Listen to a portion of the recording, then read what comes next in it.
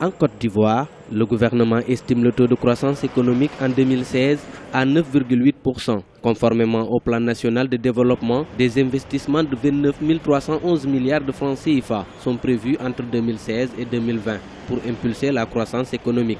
Le Fonds monétaire international, pour sa part, avait tablé sur une croissance de 8,4% de l'économie ivoirienne en 2016. L'économie ivoirienne est en train, je pense, de connaître une expansion phénoménale. 2016, il nous semble chez Bloomfield Investment que ce phénomène va se renforcer parce que l'ensemble des pays aujourd'hui connaissent, et depuis l'année dernière d'ailleurs, connaissent une situation relativement morose. La Côte d'Ivoire fait exception dans ce contexte économique continental.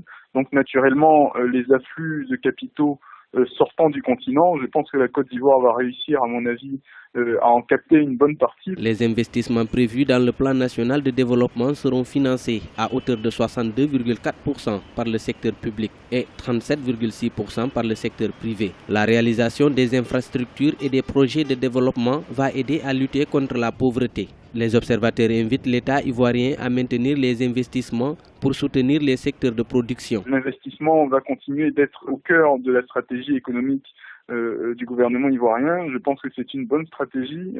Entre 2014 et 2015, nous l'avons aussi révélé, la Côte d'Ivoire a connu des taux d'investissement records depuis les années 80, depuis les années 70 même. C'est vrai qu'il y a une partie de l'économie qui aujourd'hui encore n'est pas captée.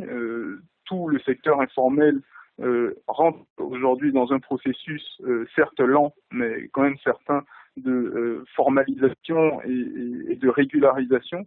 Donc tout ça va aussi aider à contribuer aux performances économiques futures.